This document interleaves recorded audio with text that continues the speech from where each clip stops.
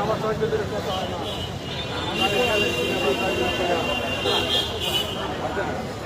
আর মাসুদ এমনি মুখছে না এক জিনিস বা